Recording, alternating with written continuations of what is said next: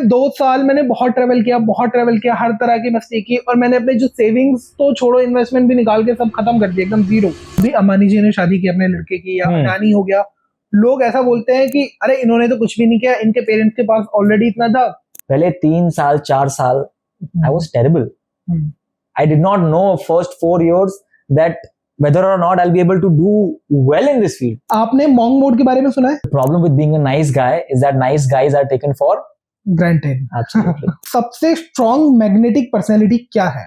Tips to avoid insecurity in a relationship. एक इंसान की सक्सेस हैबिट्स क्या क्या हो सकती हैं? Hi Mohit, Hello Nikhil. Thank you for coming to the show. Oh, it's a pleasure and thank you so much for having me at such a short notice. बस ऐसा हुआ कि मुझे आपके आने के बारे में बहुत लेट पता लगा, तो हमें आज सुबह ही प्लान करना पड़ा। सो मुझे सबसे पहले आपके प्रोफेशन की बात करते हैं। एज अ लाइफ कोच आपकी रोल्स एंड रिस्पॉन्सिबिलिटीज क्या क्या होते हैं, और अगर मैं लाइफ कोचिंग की बात करूं तो एग्जैक्टली लाइफ कोच होता क्या है, करता क्या है? So Nikhil, definitely I'll answer this, but before that I'd like to know from you, आपके हिसाब से, according to your perception of life coach, what exactly does a life coach do? Okay, जितना मुझे पता है कि अगर मेरे साथ कोई प्रॉब्लम है, कोई मेरी बुरी आदत है और मैं वो नहीं छोड़ पा रहा हूँ, तो साइकोलॉजिकली मुझे अपनी हेल्प करने के लिए एक ऐसा इंसान चाहिए जिसके साथ मैं अपनी चीजें शेयर कर सकूं, और वो मुझे अपने एक्सपीरियंसेस से या फिर बाकी लोगों के एक्सपीरियंसेस से एक सॉल्यूशन दे कि मैं उस चीज के लिए क्या कर सकता हूँ। और मेरे साथ एक बहुत बड़ी दिक्कत अक्सर रहती है, जिसके लिए मैं सोचता हूँ मुझे लाइफ कोच की जरूरत है, वो है कि मैं चीजों को टाल देता हूँ। अगर मुझे कुछ भी अभी करना है, मतलब ये मुझे लगता है कि अभी ज्यादातर लोगों के साथ ये प्रॉब्लम है कि चीजों को टालना है। हम रात को तो बहुत एकदम ऐसी एनर्जी आ जाती है कि सुबह उठूंगा तो ये कर दूंगा, एकदम दुनिया फाड़ दूंगा, फिर सुबह लगता है कि चलो एक बार ये कर लेते हैं, फिर उसके बाद देख लेंगे। ऐसा वाला होता है। समझ गया। तो लाइफ कोच कहीं ना कहीं जरूरी है, लेकिन एग्जैक्टली जो मैंने अभी तक सुना है कि लाइफ कोच हमारी डायरेक्टली हेल्प नहीं करता है। एक लाइफ कोच का काम होता है आइडेंटिफाई करना कि मेरी अगर ये मैं नहीं कर पा रहा हूँ तो उसके पीछे का रीजन क्या है। करेक्ट। सिर्फ ये। So what you said is absolutely bang on. As a life coach, you have a very good perception, but a lot of the people think that a life coach is someone that has a lot of immense knowledge about everything related to life. But here's the thing, कोई भी इंसान को सब कुछ नहीं पता हो सकता है। Okay. Nobody can be knowledgeable, 100% knowledgeable in every realm of life. So my job as a life coach is not to have immense knowledge and train you on it, but to have enough knowledge so that I can peek in your subconscious mind and help you uncover things that you did not know were inside through powerful questioning. Right? I'll be asking you powerful questions and I'll be directing your chain of thought. After that, we'll be basically deciding what is the outcome that we want out of this conversation. Correct? After the outcome, we get into depth, we discover, we get into powerful questioning. I'll ask questions that dig deep into your subconscious mind. Correct? After you have gained enough understanding about yourself, about how you function, then based on the knowledge we have acquired, we come up with an action plan that is going to help you understand how you can achieve that outcome based on the knowledge we have just gained about yourself. What are the actions that we can take? What is a strategic plan that we can follow? Right? And after that, we decide upon the progress. Basically, अगर जो आपने outcome मुझे बताया है, वो कैसे पता चलेगा कि उसका solution हमको इस सेशन में मिल गया है या नहीं मिला है? Right? वो सेशन के beginning में हम decide कर लेते हैं कि how will we measure whether or not did we accomplish this outcome? Okay. Right? Once you set that measure, then towards the end we are able to identify कि ठीक है, based on the metric we set, were we able to accomplish it? Did the plan that we decided that we are going to implement, is it going to help? How much is it going to help based on the metric we decided? Okay. So that is how it generally functions. That is how a proper life coaching session goes. Okay. और generally एक problem को solve करने में कितने sessions चलते हैं, कितने sessions की जरूरत होती है? वो डिपेंड करता है आपका प्रॉब्लम कितना बड़ा है। फॉर एग्जाम्पल, अगर आपका प्रॉब्लम है, let's say it has been around with you for 20 years, right? Then it might take, let's say for example, at least 2 to 3 months worth of sessions, right? But that's not always the case because it also depends on the problem. हो सकता है जो आपका problem है, since 20 years, the way you have been looking at it, it has been screwed. But if you just change the way, then it's a big chance ke you can solve it in one session itself based on the way you approach it, right? So it's very subjective and you have to kind of decide upon the outcome that you want. Okay. वैसे अभी तक आपने जितने भी लोगों को train किया है, आपने जितने लोगों की हेल्प की है, सबसे कॉम्प्लिकेटेड केस रहा है कोई, कौन सा था? So I've had this one case that had a lot of mental issues as well. Okay. And those mental issues translated themselves into physical issues as well. For example, she could not even express anger. गुस्से की जो feeling होती है ना, बाहर नहीं आ रही थी, क्योंकि because all her life what had happened is that every time she expressed herself in that manner, she was suppressed. Okay. So every time you do that, it comes out in a different manner, right? It either gets suppressed and it moves around on the inside, or even if it's coming out in a humorous way, funny way. So even if you're talking something serious, even if she's uncomfortable, she would laugh. Okay. Could be the most uncomfortable scenario. Right? Someone, let's say, molesting her, that's the worst case scenario. Even if that's happening, she'll not be like, oh, crying or something like that. She'll laugh at, oh, please don't stop. That was the case. And that, obviously, हंस के कितना ही आप express कर पाओगे? एक तरीका होता है. Since it's the wrong medium, you cannot express it that well. And then you boil it up on the inside. Right? And because of that, visual impairments occur. Because of it's not 100% true that visual impairment occurred because of this, but it's a lot of the people are saying that it's interconnected. Okay, so it's not 100% rectified that this was because of visual impairment, but it's been linked to it. Apart from that, bipolar disorder, right? A lot of people don't understand what bipolar disorder is. So what is your understanding of bipolar disorder? मुझे बिल्कुल ही नहीं पता है. Okay, so दो phases होते हैं, depression and mania. Depression and mania यानी कि you are acting out in a very crazy manner. For example, जब मैं mania में हूँ, if I'm in bipolar and I'm in mania, so एक phase आएगा जब मैं बहुत ज्यादा I won't even remember what I did. मैंने अपनी फैमिली का पूरा जो भी सेविंग्स था वो समझो वेगस में गया, उड़ा दिया. ये मेनिया में किया मैंने. I was not even aware. और जब वो हो गया, कोई मुझसे पूछेगा क्या हुआ, मुझे नहीं पता. ऐसा ही कुछ मेरे साथ भी हुआ है. Okay. मतलब मैंने अपने लास्ट 2 साल किसी एक वजह से मैं अच्छा फील नहीं कर रहा था, और मुझे लगा उस समय में, मुझे अभी तो अच्छे से नहीं याद है क्या लगा, और मैंने शुरुआत किया, जब मैंने काम करना शुरू किया जस्ट आफ्टर स्कूल, मैंने बहुत अच्छा पैसा बनाया. मतलब शायद अभी भी लोग उतना पैसा नहीं बनाते हैं इस एज में जितना मैंने तब 1 साल में. मतलब मेरे साथ वाले सभी लोगों में सबसे तगड़ा रेवेन्यू मेरा था. और तभी मुझे एक मेरे दोस्त ने सजेस्ट भी किया कि तुझे एक लाइफ कोच की जरूरत है. उसने एग्जैक्ट जो वर्ड यूज किया था, लाइफ मैनेजर किया था. ये मुझे लगा कि लाइफ मैनेजर क्या ही करेगा, एक बंदा होगा जो बोलेगा भाई ये करो ये करो ये करो. और अगर मुझे पता है, मुझे अक्सर ऐसा लगता है कि मुझे पता है कि मुझे करना क्या है, प्रॉब्लम क्या है मैं वो कर नहीं पाता हूँ. अब सबको पता है कि हमें सुबह जल्दी उठना चाहिए, हमें हेल्दी खाना चाहिए, हमें गलत नहीं कहीं घूमना चाहिए, टाइम से सोना चाहिए, बट हम करते नहीं है ना. सेम चीज मेरे साथ थी. और मैं 2 साल मैंने बहुत ट्रेवल किया, हर तरह की मस्ती की, और मैंने अपने जो सेविंग्स तो छोड़ो, इन्वेस्टमेंट भी निकाल के सब खत्म कर दिया, एकदम जीरो. ये सब करते करते क्या हुआ, काम से भी फोकस हट गया क्योंकि दिमाग बहुत परेशान था. और मुझे अभी भी समझ नहीं आता वो हुआ क्या है, बस 2 साल में सब खत्म हो गया. इतना पता है. समझ गया. तो ये मेनिया है. Do you remember while you were spending it कि कैसे स्पेंड कर रहे थे आप? ये याद नहीं है, लेकिन जब शुरू हुआ था मैं किस वजह से परेशान था, वो बात मुझे याद है. And after that were you depressed?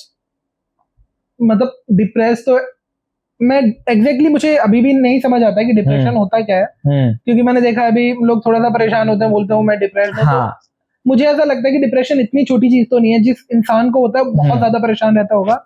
मेरे साथ ऐसा बेशक था कि एक तो मुझे नींद नहीं आती थी, मैं बस ये सोचता था कि बस एक बार नींद आ जाए, या फिर मैं टाइम अपना निकालता था कि जैसे मुझे सुबह 8 बजे के करीब थोड़ा सी झपकी आती थी, तो मैं पूरी रात ये सोच के निकालता था कि बस ये टाइम हो जाए. और ना सांस लेना थोड़ा भारी महसूस होता था. ऐसा जैसे मैं अभी यहाँ पे बैठा हूँ तो मैं बैठा तो यहाँ हूँ, लेकिन मेरा मन करता था मैं यहाँ से चला जाऊँ कहीं और जब मैं उस जगह पे पहुंचता था तो मेरा मन करता था कि अब यहाँ से निकल के कहीं और चला जाऊँ। इस तरह का कुछ था। Got it. I don't think you had bipolar, but to be brutally honest, अगर आपको होता भी तो मैं आपको बोलता नहीं कि आपको bipolar था। हाँ। The reason being, when you label it, हाँ। it becomes more serious. For example, अगर कोई चीज नहीं भी है, but मैं आपको बोलूंगा as an expert कि आपको वो चीज है, हाँ, आप मानने लगोगे उस चीज को। बिल्कुल। Right? So, for example, if I were to tell you that you have this thing, it's going to, there's a big chance that it might exacerbate more, ज़्यादा और बढ़ जाएगा. So, I would try not to label it as much as possible. अगर किसी और को कुछ होता है और वो मुझे लगता है कि ये प्रॉब्लम इसमें है, मैं लेबल नहीं करूंगा उसको। मोहित, उस बीच में ना क्या हुआ था कि मुझे डॉक्टर ने ऐसा बोला कि स्ट्रेस लेवल्स बहुत हाई होने की वजह से मेरी स्किन पे वो चीज दिखने लगी है। मुझे सोराइसिस हो गया, मेरी पूरी स्किन ड्राई होने लगी। और ऐसा होता था जैसे अभी मेरा आदित्य से झगड़ा हुआ है, मेरा किसी से भी झगड़ा हुआ तो नेक्स्ट डे मेरी पूरी स्किन ड्राई हो जाती थी। और जब भी मैं या तो गुस्सा करता था या मैं बहुत ज्यादा सैड होता था, तब मेरी स्किन पे उसका इम्पैक्ट दिखता था। तो ये चीज कहीं ना कहीं हमारे सबकॉन्शियस माइंड से कनेक्टेड है, 100%, हमारे इमोशन। 100%. किस तरह से? There's a research done. In fact, if you were to research some, that Andrew Huberman also said, okay, many a times what happens is that your belief is capable of altering your DNA as well. Okay. At such a deep level. अगर आप किसी चीज में विश्वास करते हो और वो विश्वास बहुत ज्यादा है, then it affects you at such a deep level that it causes changes in your body as well. So you need to be really mindful about what exactly is it that you are believing about, because your belief definitely has a lot of impact on your actions, on your body, on your physical, on the physical changes that you are going through. It plays a huge role. In fact, there are people that help other people cure very chronic illnesses. For example, illnesses that are cured, that are deemed incurable, like cancer or something like that. They've done that by helping them with visualization, belief system, and tackling it in these realms. Right? In fact, Ayurveda. There's this guy. I will not say his name. But he's a very renowned person.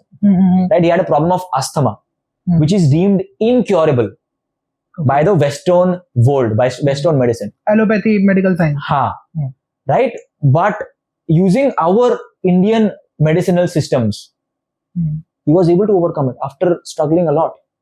Right? He is doing really well right now, and he's founded a company as well. He's in a way, I'll not say more, but yeah, it's possible. People have done it. अभी मैं आपको यहीं की एक चीज बताता हूँ। अभी आप गौरव से बात कर रहे थे, वो बता रहा था कि वो MLM में था।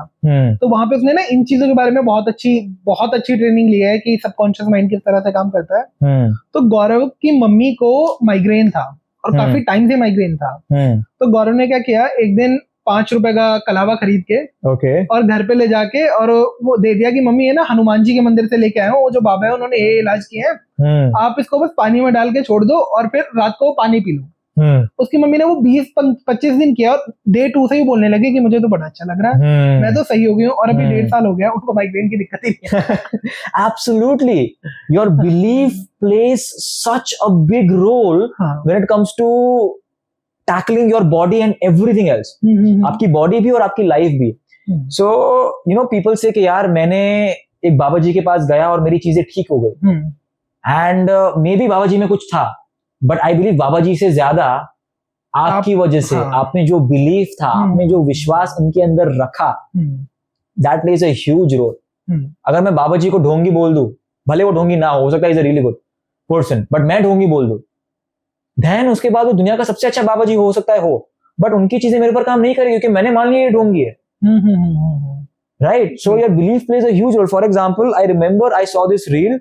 There was this guy, very young person, 22-23. He claimed that पिछले महीने में मैंने 33 lakhs कमाए, which is possible. बिल्कुल. Right? At a young person, people can do it, and at this stage, wherein it's so easy to blow up and command people's attention, you can do it easier than ever. Comment section में I went, झूठ बोल रहा है, फालतू की बातें कर रहा है, सब कच रहा है. चलो, let's say even if he is speaking that's a lie, झूठ बोल रहा है. आप अगर उसमें सच भी मान लोगे तो आप जिंदगी में बेटर करोगे या वर्स करोगे? अभी आप एक चीज देखो ना कि जो अभी अंबानी जी ने शादी की अपने लड़के की, या अडानी हो गया, लोग ऐसा बोलते हैं कि अरे इन्होंने तो कुछ भी नहीं किया, इनके पेरेंट्स के पास ऑलरेडी इतना था। अभी जब वो उसको लेके बोलते हैं कि उन्होंने अपने पेरेंट्स से $5,000 का लोन लिया था, लेकिन उस टाइम पे तो $5,000 ही 5 करोड़ के बराबर था। हाँ। तो एक अगर मिडिल क्लास से कोई बंदा बिलोंग करता है तो कुछ कर ही नहीं सकता है। ये उन्होंने अपने अंदर भरोसा बना लिया। अब वो कभी कोशिश ही नहीं करेंगे इस चीज को सोच के कि यार हमारे पास रही नहीं। 100%। तो मेन चीज है कि एफर्ट्स भी तभी लग पाते हैं जब आप उस पर बिलीव करना शुरू। हाँ, वरना अगर एक बार हमने सोच ही ले पॉसिबल ही नहीं है तो करने की हिम्मत ही नहीं आएगी और फिर वो कभी सच हो भी नहीं पाएगा।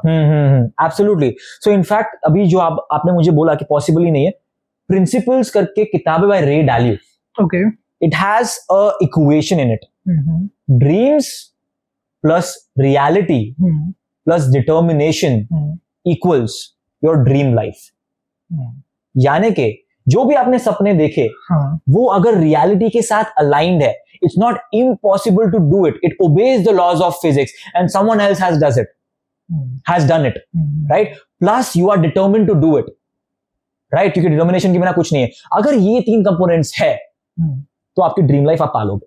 Okay. But if it's not aligned with reality, जैसे आपने बोला कि भाई मैं सूरज को छू के आऊंगा, by the laws of physics it's not possible. So no matter how big you dream, no matter how determined you are, आप सूरज को छू के नहीं आ पाओगे. If it's not possible, it does not obey the laws of physics. If you find a way, you find something that okay, this is something that makes it possible, then maybe.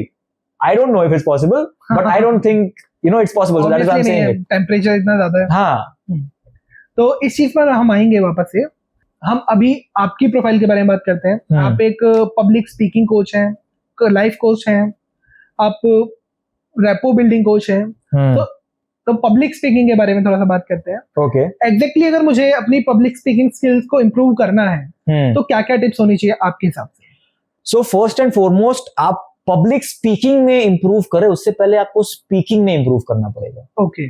यानी कि for example आप समझो कि आप एक stadium में जाके आपको क्रिकेट खेलना है, वो स्टेडियम लोगों से भरा हुआ है. हाँ. जितना क्राउड एक टीम इंडिया के मैच को देखने आता है उतना क्राउड भरा हुआ है. Okay. आपको क्रिकेट नहीं आता तो क्या आप अच्छा परफॉर्म करोगे? नहीं करोगे. तो ऑडियंस के सामने परफॉर्म करने से पहले खुद में परफॉर्म करना सीखना. हाँ, विराट कोहली ऑडियंस में जाके सीधा परफॉर्म करने नहीं लगा. पहले उसने प्रैक्टिस की, बहुत ज्यादा मेहनत की, इंप्रूव किया. वो बिना ऑडियंस के सामने अच्छा खेलता था पहले, फिर ऑडियंस के सामने आया. ऑडियंस के सामने जब पहली बार आया होगा तो एड्रेनलिन रश फील किया होगा उसने. ऑडियंस ने भी उसको पसंद किया फिर. हाँ, रणजी ट्रॉफी जब पहली बार खेली होगी, भीड़ धीरे धीरे बढ़ी, तुरंत सीधा टीम इंडिया के सामने. I don't think he played, right? There must have been phases and gradually his audience increased and as it increased his confidence grew and now he is able to perform at very high pressure situations. आप उसको करोड़ लोगों के सामने, I don't think crore लोग fit होंगे stadium में, but रख दो, उसको पता है लोग देख रहे हैं, he will be able to perform. TV पे देखते हैं इतने लोग, उनको ये चीज तो पता ही है ना कि सब लोग देख रहे हैं. हाँ. पूरा प्रेशर है. नहीं भी देख रहे हैं तो मेरे पास पूरे देश का प्रेशर है. Absolutely. And he can perform. Correct? Similarly, before you become a good public speaker, you need to become a good speaker. Okay. Speaker in terms of one-on-one conversation, one-to-many conversation, or speaking in front of a camera. Right? The best way to improve is obviously tackling all 3. But if you're beginning, you're starting out, you can start with a camera. आपको इस career में आने से पहले आपको कभी problem face हुई है पब्लिक स्पीकिंग को लेकर या 100%. If I were to say it about myself, I've been in this realm for more than half a decade. 6-7 साल हो गए. Okay. पहले 3 साल 4 साल I was terrible. I did not know first 4 years that whether or not I'll be able to do well in this field. Right? I tried stand-up comedy. I tried a lot of different things. Stand-up comedy, मुझे याद है मेरा पहला set, in fact पहला moment मेरा stage पे, it was terrible. मैं पहली बार गया था ऑडियंस के सामने एंड मुझे कुछ नहीं करना था. एक टोस्ट मास्टर्स का क्लब था. All I had to do was give my introduction. That's it. Okay. मैं गया, मुझे बुलाया स्टेज पे एंड मैं सही से शब्द निकल नहीं रहे मेरे मुंह से. मेरा दिल, my heart is beating so fast. I'm feeling nervous. My hands are feeling... Because I feel that, so I am not sure 100% why, but this is a theory that I believe I have. When we were, let's say, warriors, we were supposed to go for war, there was an audience that was charging towards us. right? And it was really important for us to perform and perform well in that scenario. If we don't perform, then we would die. Right? So that is why body gave us adrenaline, so that in those moments you feel that energy inside of you. And even though you might feel that it's a danger that you need to avoid or do something about,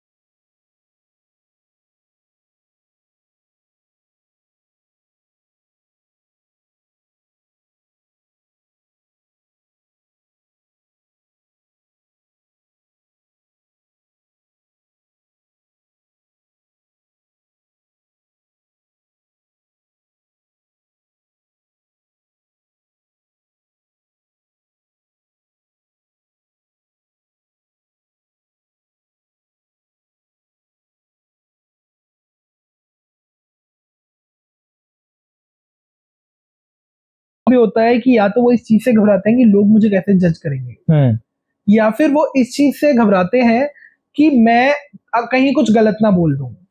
अगर इंसान इतना confident है कि अपने ऊपर तो हमें भरोसा है कि हाँ मैं सच बोल दूंगा, मतलब सही बोल दूंगा। दूसरा, मतलब मेरे साथ ही ऐसा है, मुझे ऐसा लगता है कि मैं अगर बोलूंगा तो मेरे पास इतना इन्फॉर्मेशन है कि मैं बोल दूंगा। हाँ। दूसरी मतलब इन्फॉर्मेशन में मैं कभी कभी नहीं मानता, मेरे पास एनफ इन्फॉर्मेशन है, अगर मैं एक चीज के लिए जा रहा हूँ तो एटलीस्ट मैं उसकी तो तैयारी करके जाऊंगा। और दूसरी चीज कि लोग मेरे बारे में क्या सोचेंगे, और मुझे ऐसा लगता है कि उस चीज से मुझे कुछ ज्यादा खास फर्क नहीं पड़ता है। थोड़ा सा हर किसी को पड़ता है, शायद वो सबकॉन्शियसली होता है, हमें समझ नहीं आता। क्योंकि अगर मोहित अभी आप ही मेरे बारे में बाहर जाके कुछ बुरा बोले और मुझे पता लगे तो मुझे दुख तो होगा। 100% नहीं बोलूंगा, बट डोंट वरी। तो थोड़ा सा तो फर्क पड़ता है, बट इतने लोगों को देख के ऐसा लगता है भाई क्या ही सोचेंगे। लेकिन फिर भी मुझे ऐसा लगता है जब मैं पब्लिक स्पीकिंग के लिए जाता हूँ कहीं पे, तो अपने आप ही या तो मेरी जबान लड़खड़ाती है या मैं सही शब्द नहीं बोल पाता हूँ। ये दो चीजें होती हैं। ऐसा क्यों? आपकी जबान लड़खड़ा रही है, आप शब्द गलत बोल रहे हैं क्योंकि जो सिचुएशन है उससे आप यूज टू है ही नहीं। हाँ। आपने इतने टाइम से, फॉर एग्जाम्पल अगर आप रिकॉर्ड भी कर रहे हो कैमरा में खुद को, you become really good at that as well. Camera के सामने आप बहुत अच्छे हो, बट अभी आप कैमरा के सामने नहीं हो। अभी आप ऑडियंस के सामने हो। सो जो एनर्जी है, जो सिचुएशन है, कंप्लीटली शिफ्ट हो जाता है, because you are not even used to being in that situation. Your body is not used to performing well in that situation. You're not going to perform that well. Okay. But let's say on a regular basis, you put yourself in that situation. Either let's say by visualizing as well, आप visualize करो on a regular basis कि वो audience मेरे सामने है, जो pressure मुझे generally feel होता है वो मुझे feel हो रहा है. You try to create it artificially in your mind as much as possible. You feel it, you practice it really well, and then you go outside and do it. Okay. Is it going to be fixed 100%? No. Is it going to be better? 100%. Okay. Right? अभी आपने जो visualisation की बात की, क्या ये चीज scientifically proven है? Yes. या experiments have been done on visualization and it has been proven that visualization does work. कैसे? So it's said that के माइंड ना डिफरेंशिएट नहीं कर पाता है between real experience and imagined experience के बीच में. Okay. In fact, Deepak Chopra, he is also someone that talks really, he talks really well about this as well. Okay. That even if you visualize something and you visualize it in as much detail as possible, okay, you will feel the difference in real life as well. In fact, Joe Dispenza की किताब है How to Break the Habit of Being Yourself. How to break the habit of being yourself. Okay. It's on neuroscience. It uses a lot of neuroscientific principles, brain waves में आप कैसे tap in कर सकते हो. In that he shows कि एक experiment किया गया था piano players के ऊपर. People were expected just to visualize कि आप visualize करो आप खुद को piano play करते हुए, and दूसरे ग्रुप को बस teach किया था same चीजें but visualize करने के लिए नहीं बोला था. The people that visualized it performed much better and significantly better than the people that did not visualize. Okay. So it is a proven fact, it is a proven thing that yes, visualization does impact tremendously in any endeavor. Okay. तो ये चीज हमारे दिमाग के साथ काम करती है। हाँ, लेकिन मैंने कुछ लोगों से सुना है, कुछ वीडियोस देखे हैं कि मैनिफेस्टेशन क्या होता है। अगर हम किसी चीज के बारे में पूरे फेथ के साथ सोचते हैं तो वो चीज सच होती है। लेकिन कहीं ना कहीं से मैं सिर्फ अपना ही माइंड प्रोग्राम कर पाऊंगा, आपका माइंड प्रोग्राम नहीं कर पाऊंगा। I agree, yes. अब अगर मैं चाहता हूं कि मोहित मेरे पास आए और हम लोग साथ में मिलके ये चीज करें, या मुझे आपसे कोई फेवर चाहिए, तो मैं उसमें आपके दिमाग को किस तरह से प्रोग्राम करूंगा? नहीं करेंगे। तो यहाँ पे विजुअलाइजेशन और मैनिफेस्टेशन काम नहीं करता? करेगा। कैसे? आप मुझे नहीं अट्रैक्ट करेंगे, हाँ, बट जो मेरे टाइप का कोई और होगा, यूनिवर्स आपकी तरफ भेजेगा, according to manifestation. You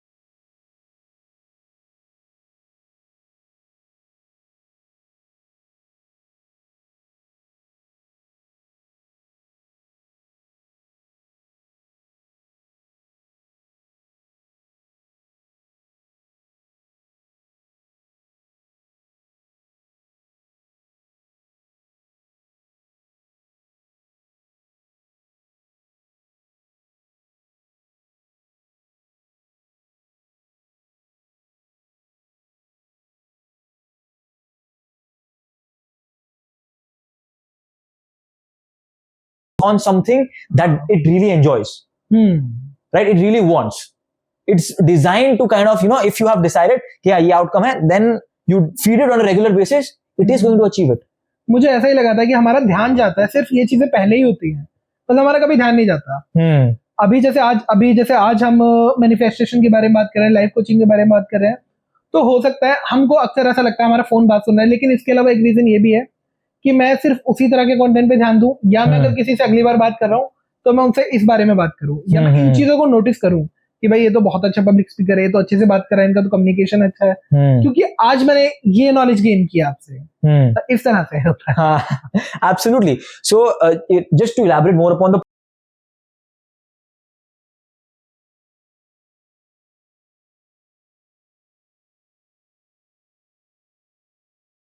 things that are directly associated with that person. But the best way to do that is basically, okay, what are their characteristics? What are the kind of person they are? What is the kind of person that this person deserves? ये जो person जिसको आप चाह रहे हो, ये ideally कैसा बंदा डिजर्व करता है? Okay, and you have to be that kind of person. You have to strive to become that person. Okay. Right? When you become that person that this person deserves, even if you don't attract that person, you have now become that person that is capable of attracting someone else that is very similar to them, or sometimes even better. Right? So if you just manifest, all of that definitely works, but not without action. So action to आपको लेना ही है. If you are at a level and you are manifesting someone that's at a different level than you, and you're not putting in the effort to kind of become someone that's worthy of them, then no matter what you do, you are not even going to attract someone that's similar to them. And what manifestation does is that it helps you take those actions in a subconscious manner. Right? That is what I believe it does. But अगर वो actions आप नहीं लोगे, तो नहीं होता है। अच्छा, वापस से हम वही बात करते हैं। हम बार बार सबकॉन्शियस माइंड की तरफ जा रहे हैं। अच्छा है, काफी अच्छी चीज है ये भी।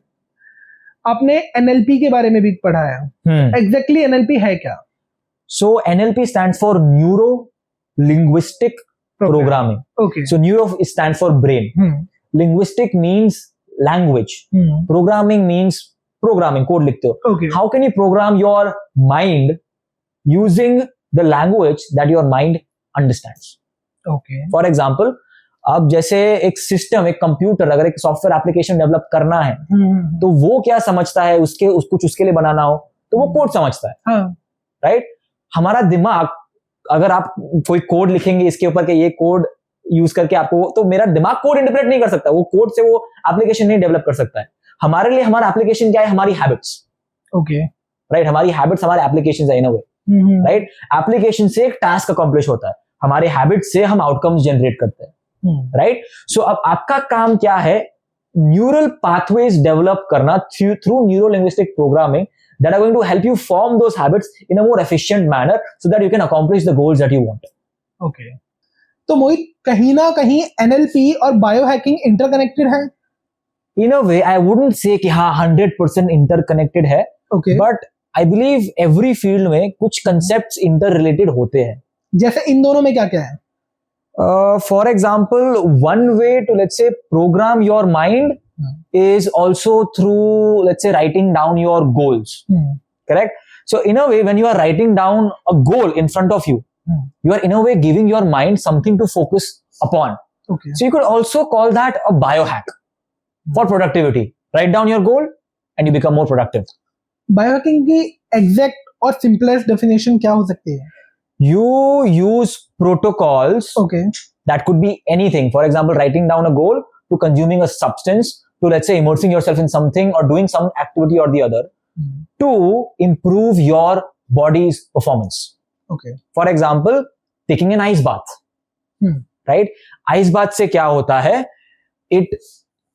अब जैसे जो हमारा डोपामिन सिस्टम है, it gives your body a shock in the short term, but in the long term what it does, जो आपका डोपामिन सिस्टम को है उसको रिचार्ज करता है in a way, and your entire day makes you feel much more energized. And जो भी dopamine होता है वो आपके दिन में डिस्ट्रीब्यूट हो जाता है in a way. And it's in fact said कि it's similar to a cocaine hit. जितना डोपामिन आपको कोकेन से मिलता है उतना ही डोपामिन हाँ आपको आइस बाथ से मिलता है, बट कोकेन का डोपामिन जो है बहुत ज्यादा फोकस होता है, कॉन्सेंट्रिक होता है, एक बार ऊपर गया और फटाफट से नीचे आ गया. आइस बाथ का जो होता है वो डिस्ट्रीब्यूटेड होता है, एक बार में नहीं आया बट पूरे दिन मिलता रहा. Okay. Right? So that is the power of an ice bath. Addictive भी होता है? हाँ, after a point of time, you get addicted to it. In fact, even working out also becomes an addiction. Right? Because ultimately you are getting a reward out of it in the long term. Generally कितना time लगता है workout addict बनने के लिए? Generally मैं आपको ऐसे proper guideline तो नहीं दे सकता. It's said that 21 days, but that's not always 100% true. मैंने 284 डेज भी सुना है कई लोगों से. हाँ, so this is very debatable. But it is said कि जो basically for example अगर आप पूरी लाइफ लेजी रहे हो, राइट, तो आपको बैलेंस करने के लिए enough number of times gym में जाना पड़ेगा कि उसके ऊपर थोड़ा वो डेंट डाल सके. It also depends on how long have you not been working out for. For example अगर मैं यंग हूँ, it's going to be easier for me to develop good habits. Right, मैं बचपन से ही मैंने पहले कभी किताब नहीं पढ़ रही है बट मैं सिर्फ 5 साल का हूँ, मैं 6 साल से शुरू कर दूंगा और मुझे अच्छा लगेगा. It's going to be very easy for me to develop that habit. मैं हो सकता है 21 दिन में बना लूं उसको habit, if I find a way to make it interesting. But let's say I haven't read a book in a very long time. 40 years मैंने किताब को हाथ नहीं लगाया, academics को छोड़ के, right? मैं उसके बाद रीडिंग को एक हैबिट बनाना ट्राई करूं, it's going to be much more difficult for me because एक चीज होती है neuroplasticity. Neuroplasticity is your brain's ability to build new neural connections. Okay. As we age, if we don't work upon it, our neuroplasticity decreases. तो हमारी नई चीजों को सीखने की क्षमता कम हो जाती है as we age, if we don't work upon it. But if we keep on trying and practicing new things, we keep our brain neuroplastic. For example, and you could make your brain neuroplastic by doing very simple things. Right hand से brush कर रहे हो, left hand से brush करना शुरू कर दो. अच्छा, right, genuinely it's as simple as that. कोई एक तरीके से आपको एक चीज करने की आदत है, नया तरीका ट्राई करो, do it differently. Okay, right. So if your brain is very neuroplastic, it's going to take less time for you to make convert it into a habit. Okay, but if your brain is more if your brain is more neuroplastic, then it's going to take less time for you to develop it into a habit. But if your brain is less neuroplastic, then it's going to take you quite some time to make it a part of you. तो सबसे best as क्या होती है कोई भी नई चीज सीखने के लिए? आप चलना, बोलना, बेसिक चीजें आपको आ गई, try anything. Okay, anything. Even business, people say that business के लिए एक एज होनी चाहिए. क्यों? बच्चा क्यों कोई एक बैक एंड का बिजनेस डेवलप नहीं कर सकता? Why can a child not design a product? A child can design a product, right? तो एक्सपीरियंसेस की कमी होती है, हाँ, क्योंकि हम एक्सपीरियंसेस से ही exactly. So someone could be very young, but if they are into designing and they have been constantly working upon that thing, it's going to be easier for them to build a business that relies on back end of things. कि उनको खुद का चेहरा नहीं दिखाना है और उनको नहीं दिखाना कि वो कितने यंग है, लोगों को पता ही नहीं है. हाँ, right. A child like that can make crores. बिल्कुल. Right? So we have this conception that everything comes with age. Age nahi, experience, suffering, what kind of practice have you put into it? That is what brings the results. मैं 50 साल का होऊंगा, but मेरे पास practice नहीं है, experience नहीं है, कुछ नहीं है, मैं business नहीं बना पाऊंगा. मैं 15 साल का होऊंगा, but someone is there to support me. A really good businessman is teaching me how business functions, जिसको backend का पूरा knowledge है.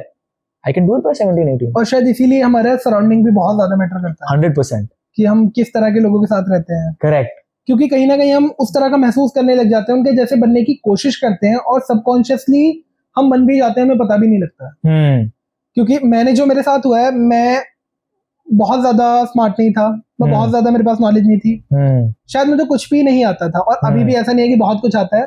बस मैं ऐसे लोगों के आसपास था जो अपने जीवन में कुछ ना कुछ बहुत अच्छा कर रहे थे. 100%. और मुझे पता भी नहीं लगा कि कब उनके आसपास रहकर ही मैंने अपना करियर भी चूज कर लिया, मैंने चीजें बिल्ड कर ली, और मैं लॉन्ग टर्म में सोचने भी लगा कि अब ये करना है. पहले मैं सोच ही नहीं पाता था कि करना क्या है. yes. इवन जब मैं स्कूल में था ना, मैं तो ये सोचता था, मैं बहुत ज्यादा बुली हुआ हूँ थोड़ा सा कॉम्प्लेक्शन को लेकर, और बाकी आप देख रहे हैं समझ रहा हूँ, बहुत सारी चीजों को लेकर. तो ना मुझे ऐसा लगता था कि ना तो मैं सुंदर हूँ, ना मैं पढ़ाई में अच्छा हूँ, ना मैं स्पोर्ट्स में अच्छा हूँ, और मेरा तो कुछ होने ही नहीं वाला. इवन 8th क्लास तक तो मैं सोचता था कि यार लाइफ में ना कभी गर्लफ्रेंड ही नहीं बनेगी. समझ रहा हूँ मैं. लेकिन जैसे जैसे मैं बड़ा हुआ तो मुझे ऐसा लगने लगा कि ऐसी कोई भी चीज नहीं है जो मैं कर नहीं पाऊंगा. अगर मैं आज आर्ट की तरफ जाता हूँ तो मैं बहुत अच्छा आर्टिस्ट बन सकता हूँ. अगर मैं बिजनेस की तरफ जाता हूँ तो मैं बहुत अच्छा बिजनेस पर्सन बन सकता हूँ. बस ये जो 2 साल थे यहाँ पे मैं वापस से थोड़ा डिमोटिवेट हो गया. मुझे लगा यार वो तो किस्मत चल गई, बस किस्मत से हो गया. लेकिन किस्मत नहीं होती है, कहीं ना कहीं काम करने वाले को ही किस्मत मिलती है. रिजल्ट्स में हार्ड वर्क मैटर करता है.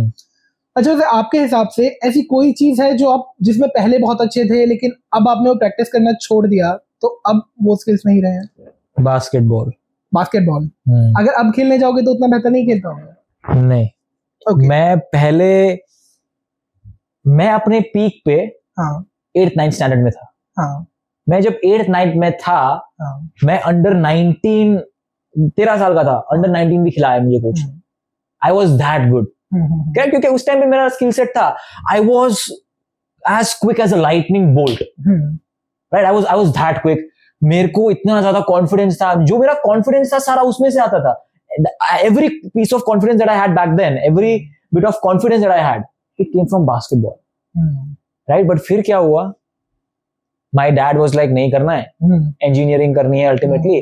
9th 10th में he was not involved at all, and I am blessed that this happened, by the way. Thank God he did it. वरना मैं अभी भी basketball pursue कर रहा होता और मुझे पता चलता कि I'm genetically not good enough to become that good of a player. हाँ, क्योंकि उनके लिए बहुत ज्यादा हाइट चाहिए. Absolutely. So I thank God that my dad made me stop playing basketball.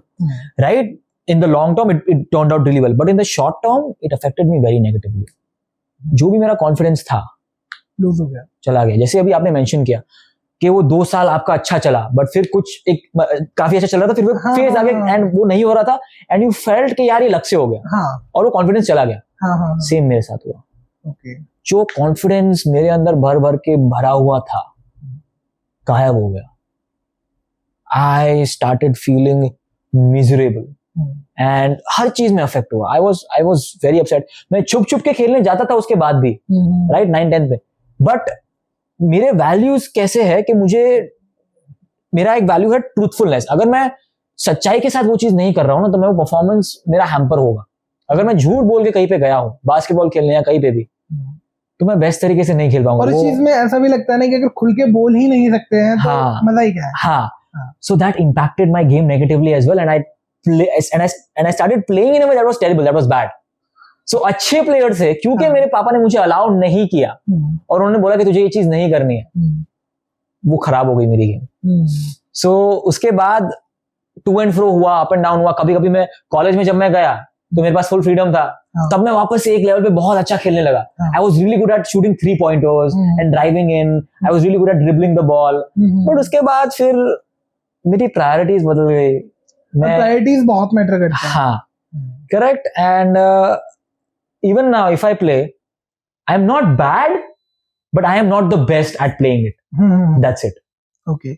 मोहित, एक चीज आपने देखी है, मतलब मैंने ऐसा बहुत ज्यादा सुना है कि अगर मैं बचपन में किसी एक चीज में अच्छा था, मान लो मैं क्रिकेट खेला हूँ, तो ना हमारे हर एक बॉडी ऑर्गन की एक मेमोरी होती है, मसल मेमोरी.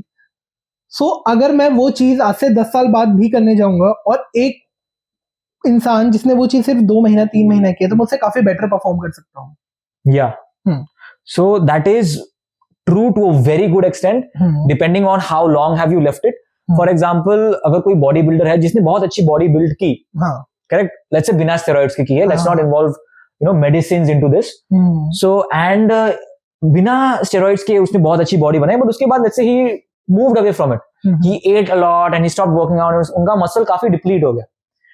नाउ जितना टाइम, फॉर एग्जांपल उनको वो बॉडी बनाने में 3 साल लगे, once he gets back to it and he does it again, he's not going to take 3 years. He might be able to do it in 6 months. So मोहित, आपने monk mode के बारे में सुना है? हाँ, आजकल इंटरनेट पे बहुत ज्यादा चलने वाला कॉन्सेप्ट है. So इसके रिजल्ट्स किस तरह से होते हैं, पूरा प्रोसेस क्या होता है? So I have heard about it, but I have not heard about it in as much depth and detail.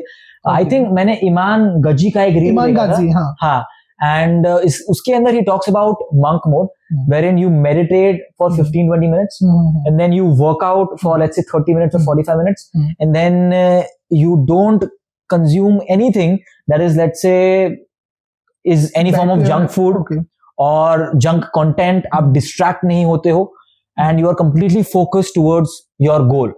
So I believe that is what monk mode is, right? Okay. So in that scenario, not just monk mode, any protocol that involves you eliminating distractions and helps you stay focused, build discipline, is going to help you generate results. Okay. Right? Those results might not be as tangible externally, but they are definitely going to cause a change internally. When you complete any such protocol, and you have that label that, okay, you know what, I did this protocol for a month and I did it strictly, it helps you build confidence. Okay. Because it shows to you that you're a person that is capable of doing hard things.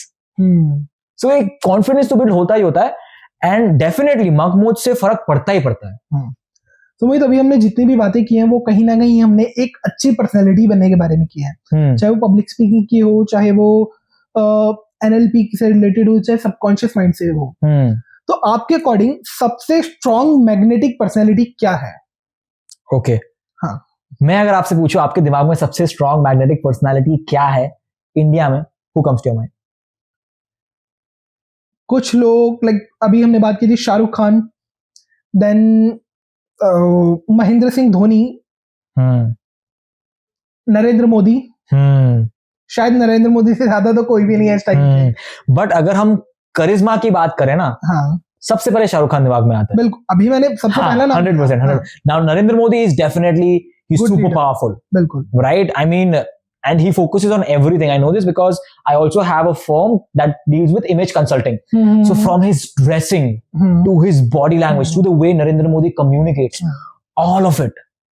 Other politicians, I am not going to talk about that. अच्छा, आजकल मैं बहुत ज्यादा Donald Trump से भी काफी ज्यादा influenced हूँ. अभी आपने भी देखा होगा, गोली चली थी और उसके बाद जो उन्होंने किया वो बहुत बड़ी चीज थी. हर किसी में इतनी हिम्मत नहीं होती है.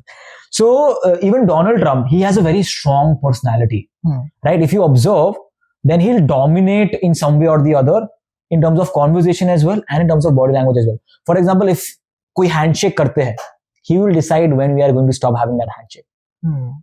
In such small moments as well, he dictates the flow of the conversation, right? So when you do that, when you dictate the flow of the conversation, you come in power. Right? So if I were to talk about, let's say, if we are specifically talking about a magnetic personality, let's talk about Shah Rukh Khan. Okay. He's very charismatic. Charisma, now I've talked about this before as well. Charisma is a combination of two very important things. To simplify it in as simple as possible. Itna simplify karunga so that you can understand it well. Two things. First is warmth. Okay कि आपको ना warm feel करवाना है सामने वाले बंदे को, ऐसा लगना चाहिए उसको कि यार yes I am an important person, he is making me feel good, is making me feel nice, right? That is one thing. Now before I move on I want to ask you what do you think is the next thing? ये हो गया एक चीज, warm. Is warmth enough? हाँ नहीं, humour, maybe humor is a part of warmth, okay, you could say. looks, Not fragrance, necessarily. Friendliness, okay, how you smell, sure. the way you talk, शायद इतना बहुत होता है.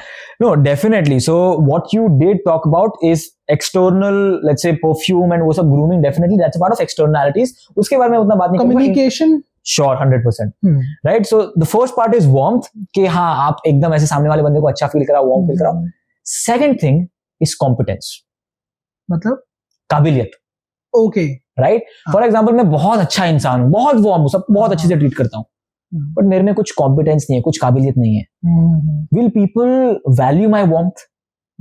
No, because it's easily available. इसीलिए ऐसा होता है जब हम किसी सक्सेसफुल इंसान के आसपास होते हैं तो हमें अपने आप ही अच्छा लगता है कि भाई मैं तो इससे मिल रहा हूँ और मतलब बहुत अच्छा महसूस कर रहा हूँ. चाहे वहां से हमें बातचीत में इतना कुछ खास मिले ना, पर हमें ऐसा लगता है कि आज मैं इससे मिला हूँ तो मैंने बहुत कुछ गेन किया है. हाँ, ये चीज सिर्फ ये होती है कि वो इतना काबिल है, उसने करके दिखा दिया. करेक्ट. अब जैसे मोहित, मैं अभी आज आपसे मिल रहा हूँ, मैंने आपका काम देखा है, मैंने आपकी प्रोफाइल देखी है, तो आप ऑब्वियसली अच्छा कंटेंट दे रहे हैं, बट अगर ये ना भी होता तो मुझे ऐसा लगता है कि मैं एक बहुत अच्छे लाइफ कोच के साथ बैठा हूँ. यही चीज बहुत है, मेरे दिमाग में होना चाहिए कि आप उतने काबिल हो. हाँ, 100%. What you said was bang on. Correct? क्योंकि here's the thing, right? अगर आप में काबिलियत नहीं है, you are not competent, then you are just a nice guy. And the problem with being a nice guy is that nice guys are taken for granted. Absolutely. Correct? Everybody knows this. Because nice guys cannot command respect because people don't want to respect them because they haven't built anything to show for yet. But once you do build something that helps you gain that confidence, then people are going to respect you. People will want to spend more time with you because you are competent.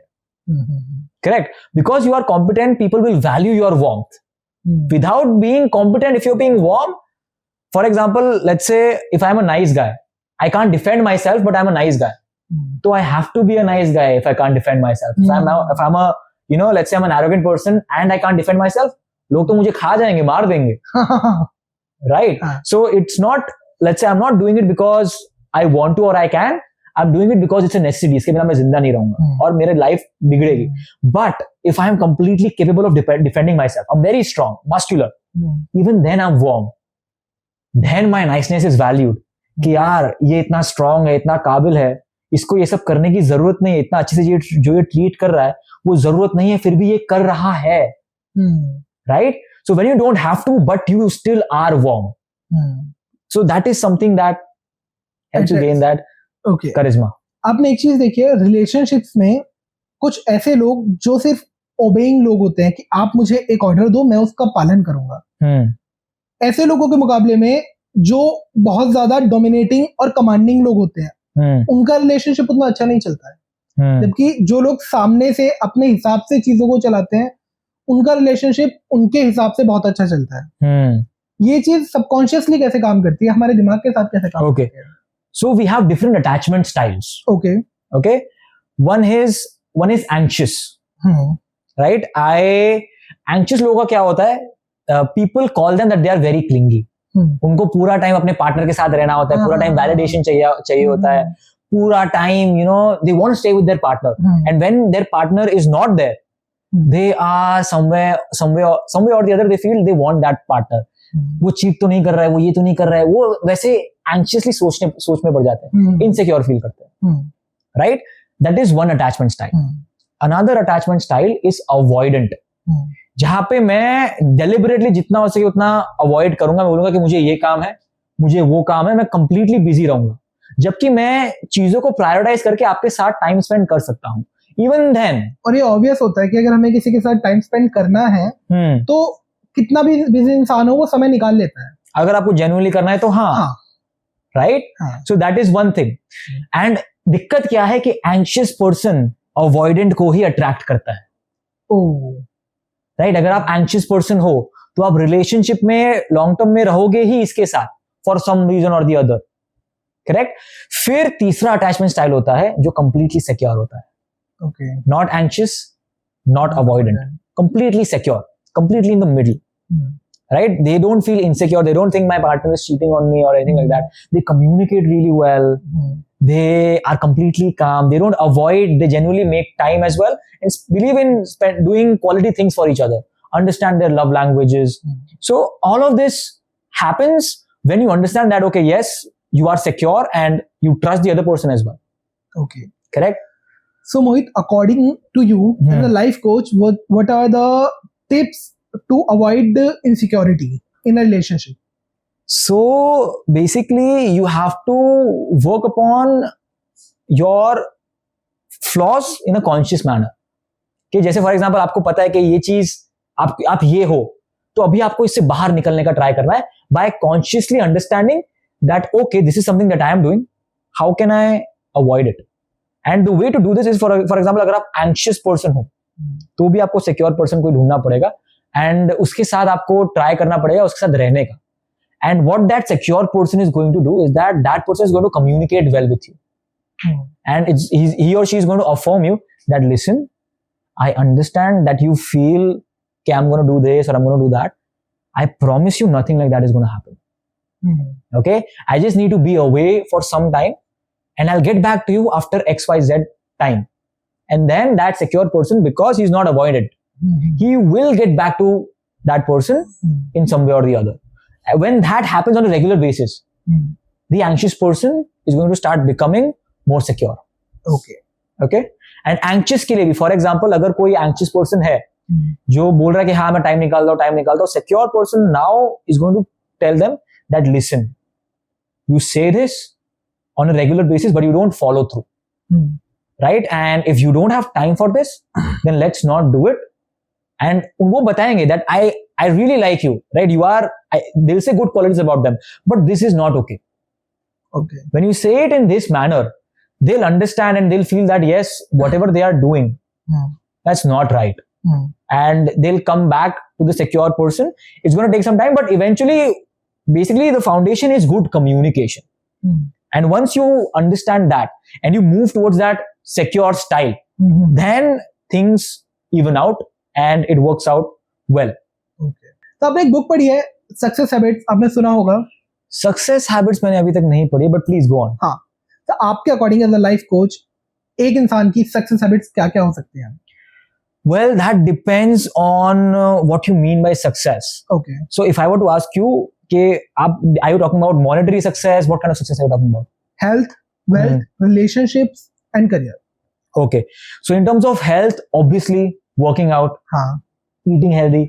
If you are someone that works out on a daily basis, you're not just working upon your body, you're also working upon your mind.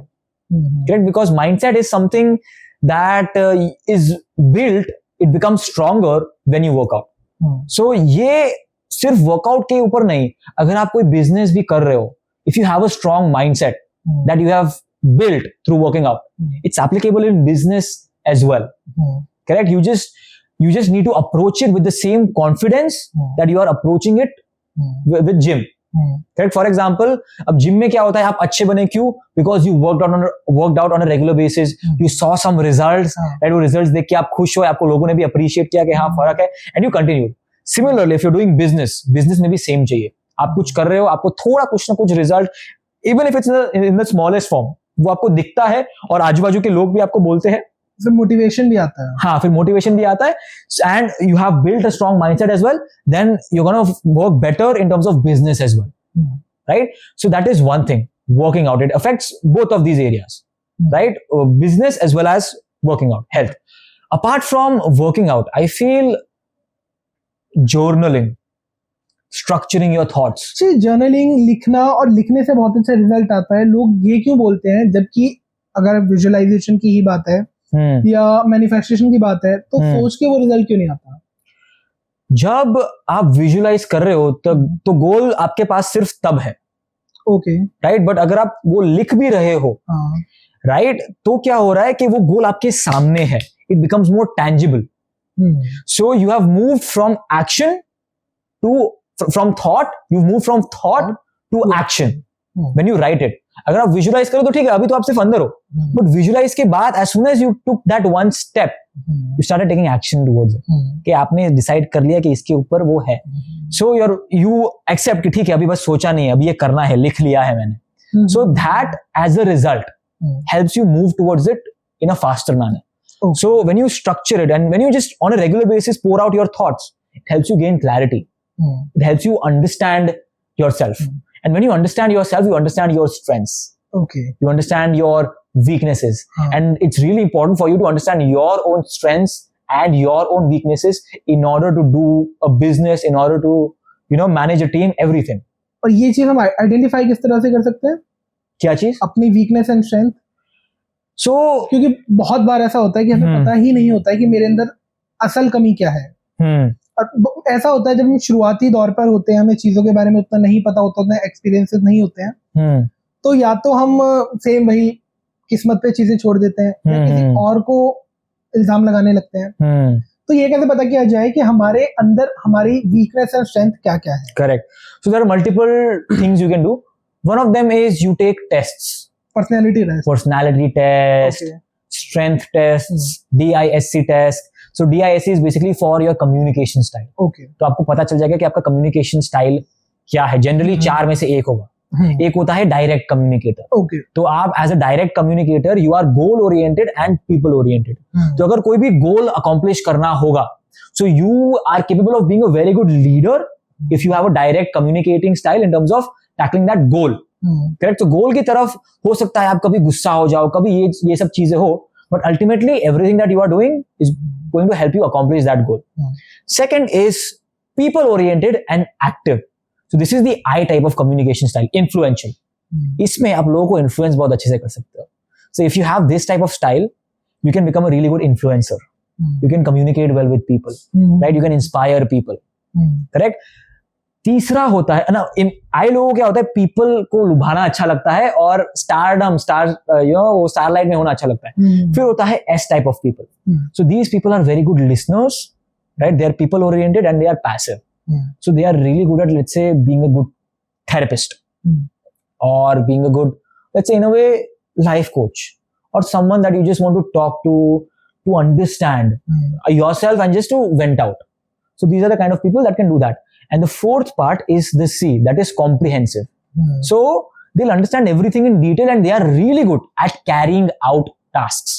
अगर आप बोलो कि ये भी होना चाहिए, ये भी होना चाहिए, ये भी होना चाहिए, ये भी होना चाहिए, आप एक C टाइप के पर्सन को दोगे, वो कर देगा. Okay. Right? So these are the 4 types of communication styles, DISC. You can take this test as well.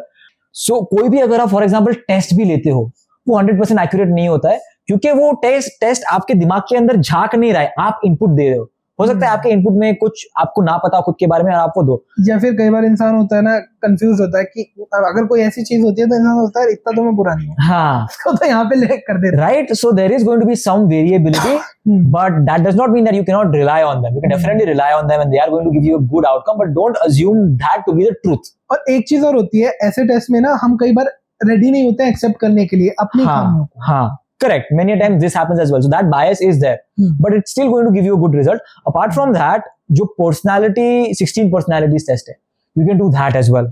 That is going to give you a lot of insight on what your strengths are, what your weaknesses are. आप जब 16personalities.com के ऊपर जाओगे, then also you'll get a test, and it's really easy to take as well, and it's very accurate as well. Not 100% accurate, but to a very good extent it is.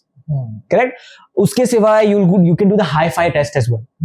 hi-fi-test.com पे अगर आप जाएंगे, so it'll give you your 5 top strengths. Okay. One of them for me, मेरे लिए top पे था storytelling.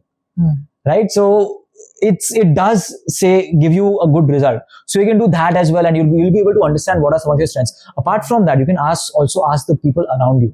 Okay. Whatever your closest friends are, just ask them, यार तू मेरा दोस्त क्यों है, तेरे को मेरे बारे में क्या अच्छा लगता है, right? या फिर तेरे को मेरे बारे में क्या खराब लगता है. So when you understand all of this, you'll also figure out your strengths and your weaknesses. फिर आप SWOT analysis भी करोगे, ये सब करोगे, और इस सब को आप एड कैसे कर सकते हो? जर्नलिंग के थ्रू. सो जो भी आप जर्नल करते हो उससे आपको खुद के बारे में क्लैरिटी और मिलती जाती है. सो अगर आप जर्नल कर रहे हो तो there's a big chance जो आप टेस्ट ले रहे हो वो ज्यादा एक्यूरेटली लोगे. Having a habit of journaling helps a lot. ये एपिसोड खत्म करने से पहले मेरा आखिरी क्वेश्चन, ऐसी कौन सी प्रॉब्लम्स हैं जो आज इंडिया का यूथ फेस कर रहा है and as a life coach आप उनकी हेल्प कर सकते हैं? I believe one problem that the youth is facing is going to be attention deficiency. Okay. Because it has now become so common to just hand your child or hand a youth a device and Instagram पे आप scroll कर रहे हो तो आपको एक second पे novelty मिल रही है. So it fries your brain and instant gratification बहुत ज्यादा बढ़ जाता है. You do this enough number of times, आप ये बहुत ज्यादा करोगे, it could lead to attention deficiency, ADHD, right? इसकी वजह से ही होते हैं. And a life coach as such sure can help, but more than a life coach, apps like Opal that restrict your screen time, they are going to help. Life coach इसमें कैसे help कर सकता है? उनको clarity देने में, that listen what you are doing right now, उससे ये चीज हो रही है, and because of that these are the problems that you are going to face. Okay. Right? So that is how a life coach can help them gain understanding कि okay, when you are not consuming content, what is happening, and when you are consuming content, what is happening, how is your day affected, how is your mindset or your attention span, how is it being affected, how is it affecting your entire life. Are you going to become successful if you follow this? So things of that nature. So क्या adults को भी reels देखने की वजह से ADHD हो सकता है? किसी को भी हो सकता है. अगर कोई एडल्ट भी है जो बहुत ज्यादा रील्स कंज्यूम कर रहा है और रेगुलर बेसिस पे नॉवेल्टी, कुछ भी नॉवेल्टी, सिर्फ रील्स नहीं, reels, pornography, all of that, anything that sucks up a lot of your attention and it affects your dopamine receptors, उससे ADHD हो सकता है. Okay. तो बुक्स पढ़ने से नहीं होता था? The medium is very different. This time medium is something, this medium is, books से जो medium है, it's a very slow process. मैं रील्स के थ्रू 50 अलग अलग टॉपिक्स के बारे में बेसिकली थोड़ा थोड़ा जान सकता हूँ just through this. But books से I think because there is a medium involve कि आप सीधा वो आपके सामने वीडियो के फॉर्मेट में नहीं, but there is a process, क्योंकि आप सुन डायरेक्ट नहीं सकते हो, बट रीडिंग में आपको एक प्रोसेस करना पड़ता है और फिर वो डाइजेस्ट होता है. So that's a barrier, right? Because of that you have to engage more of your brain. आप समझो ना, ऐसे ही बैठे बैठे आप किताब पढ़ने नहीं लगोगे, बट ऐसे ही बैठे बैठे आप रील जरूर चलाओगे. बिल्कुल. क्यों? क्योंकि उसमें वो एफर्ट लगता है. It requires more intellectual effort in order to read a book than to consume a reel. So उससे नहीं होता है.